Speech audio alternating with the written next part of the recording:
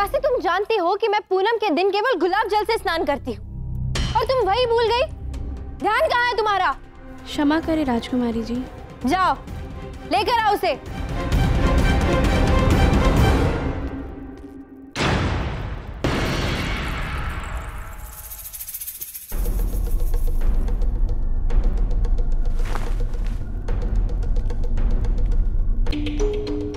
सामान देखकर तो प्रतीत होता है कि आप कुछ दिनों के लिए नहीं बल्कि सदा के लिए हवा महल जा रही है राजकुमारी जी।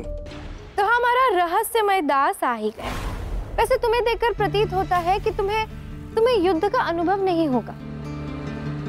युद्ध का क्या है, वो कुछ दिन, कुछ माह, कुछ सालों तक चल सकता है। आशा है कि तुम मेरी रक्षा करने के लिए सज्ज हो। नहीं, बिल्कुल नहीं।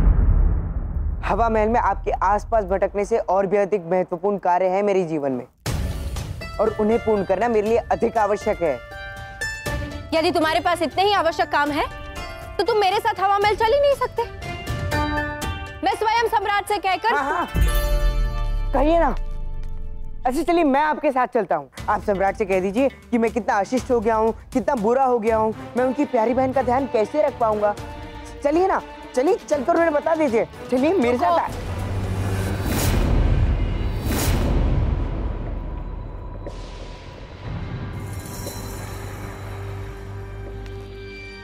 नहीं, मैं जानती हूँ कि तुम अपने दायित्व से मुक्त होना चाहते हो, किंतु इतनी शीघ्र तुम अपने दायित्व से मुक्ति नहीं मिलेगी। युद्ध समाप्त होने तक तुम्हें मेरी रक्षा करनी होगी, और रक्षा ही नहीं, मेरा मनोरंजन भी करना होगा। वहां ना सम्राट होंगे ना उनके आदेश।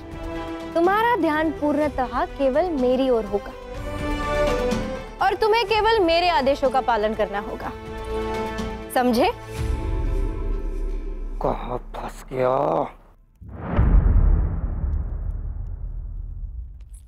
क्या कहा तुमने? हाँ? नहीं, कुछ भी तो नहीं राजकुमारी जी। मैं तो बस अपने नए दायित्व के विषय में सोच रहा था। अच्छा है, मैं भी यही सोच रही थी।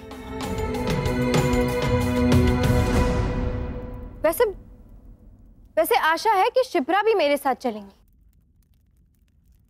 कहाँ है वो?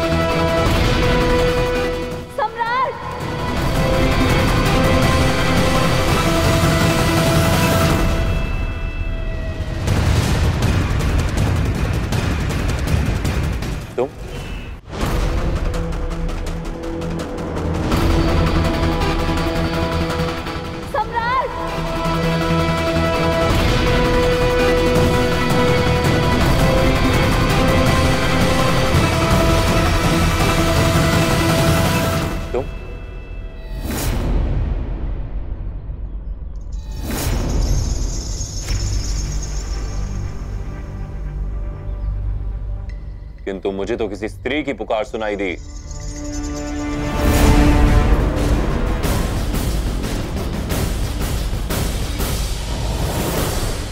मैंने ही आपको पुकारा था सम्राट।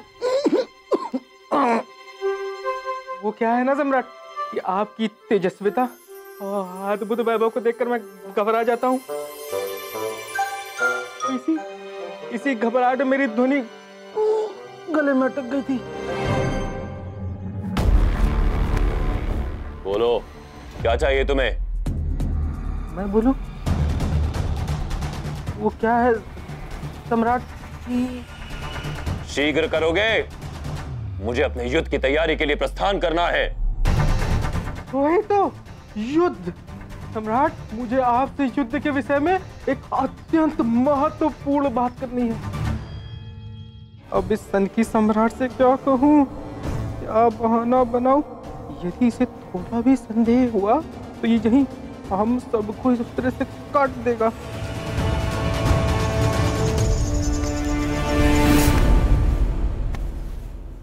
ये शिप्रा कहाँ रह गई? वही मेरी सारी वस्तुओं का ध्यान रखती है। उसे पता है मुझे कब किस चीज की आवश्यकता पड़ती है। आशा है सेवकों ने मेरी मखमली पादुकाएं ले ली होंगी, और मेरी भालू की खान वाले दस्ताने और मेरी मोरपंख की तुलिकाएं, वो तो मुझे चाहिए मेरी चित्रकारी के लिए। इन सब के बिना तो मैं हवा महल में रह ही नहीं पाऊंगी। वहां मेरी सेना मेरी राह देख रही है, और यहाँ ये मद में चूर राजकुमारी अपनी तुच्छ वस्तुओं के पीछे मेरा समय व्यर्थ कर रही है। एक ओर भारत का भविष्य है और दूसरी ओर इसकी मखमल की पादुकाएं।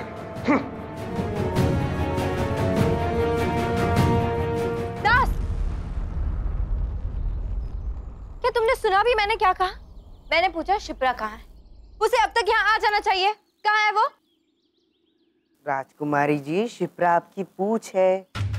वो आपके बिना अधिक समय तक नहीं रह सकती। वो जहाँ कहीं भी होगी बस आती ही होगी। अब चलें।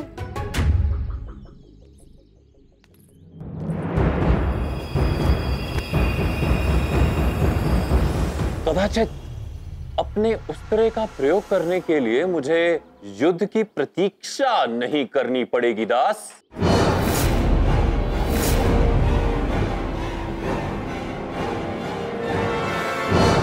क्षमा करें सम्राट, मुझे ज्ञात है कि आपका समय अत्यंत मूल्यवान है, वो भी अब जब मगध युद्ध के लिए सज्ज हो रहा है। मुझे आपसे एक छोटी सी विनती करनी है।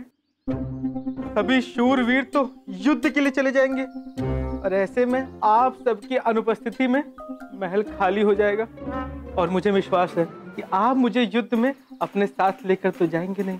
तो यदि आप उचित समझे तो मैं राजकुमारी के साथ हवा महल चला जाऊं। वहां मैं उनको स्वादिष्ट भोजन बनाकर प्रसन्न रखूंगा। ठीक है, जाओ तुम हवा महल। तुम्हारे वहां रहने से दुर्धरा का मनोरंजन तो अवश्य होगा। जी सम्राट।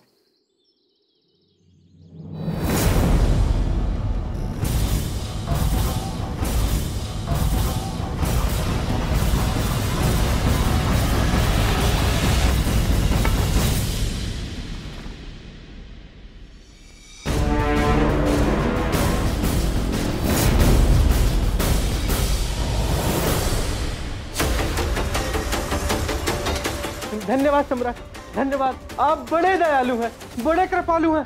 मैं आपको विश्वास दिलाता हूँ कि मैं राजकुमारी जी की सेवा में कोई कसर नहीं छोड़ूंगा सम्राट। बस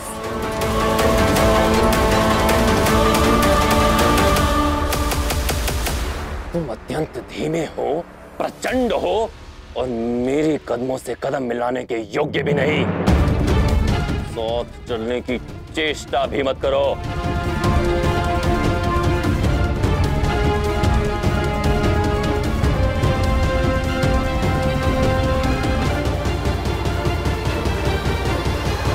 बच गए।